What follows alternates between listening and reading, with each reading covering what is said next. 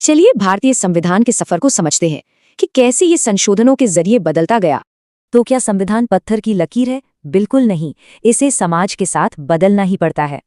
और बदलाव का ये रास्ता दिया आर्टिकल 368 ने। इसका आइडिया साउथ अफ्रीका के संविधान से लिया गया था। संविधान बदलने के 3 तरीके हैं, कुछ आसान, कुछ मुश्किल, और सबसे मुश्किल बदलावों के लिए राज्यों की हाँ भी चाहिए।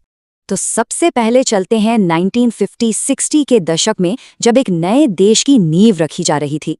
सोचिए, संविधान लागू होने के बस 1 साल बाद ही पहला संशोधन आ गया, सामाजिक सुधारों के लिए। इस दौर में भाषा के आधार पर नए राज्य बने और धीरे धीरे भारत का नक्शा ही बदल गया। फिर आया 70 का दशक। ये दौर था संसद और सुप्रीम कोर्ट के बीच शक्तियों की एक बड़ी खींचतान का।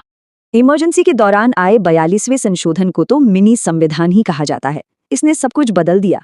लेकिन फिर 44वें संशोधन ने इसके कई विवादित फैसलों को पलट दिया। पावर का बैलेंस वापस लाया गया। एक और बड़ा बदलाव हुआ, संपत्ति का अधिकार अब मौलिक नहीं, सिर्फ कानूनी अधिकार रह गया। 80 और 90 के दशक में फोकस बदला। अब बारी थी लोकतंत्र को और मजबूत करने की। उस दौर के आया राम गया राम वाली राजनीति को रोकने के लिए दल बदल विरोधी कानून लाया गया। और फिर एक क्रांतिकारी कदम, वोट देने की उम्र 21 से घटाकर 18 साल कर दी गई। 73वें और 74वें संशोधन ने लोकतंत्र को गांव-गांव तक पहुंचाया, उन्हें संवैधानिक दर्जा देकर। अब आते हैं 21वीं सदी में। यहाँ की चुनौतियां और जरूरतें बिल्कुल अलग थीं। 86वें संशोधन ने शिक्षा को मौलिक अधिकार बना दिया, मतलब हर बच्चे को पढ़ने का हक मिला। फिर आया जीएसटी, यानी गुड्स एंड सर्विसेज टैक्स।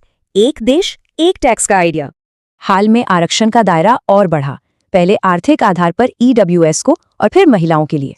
नारी शक्ति वंदन अधिनियम पास तो हो गया है, पर यह अगली जनगणना और परिसीमन के बाद लागू होगा। तो हर संशोधन भारत की बदलती जरूरतों और सोच की कहानी बताता है। ये एक लगातार चलने वाली कहानी है। तो सवाल ये है कि हमारे संविधान की इस कहानी का अगला पन्ना क्या होगा।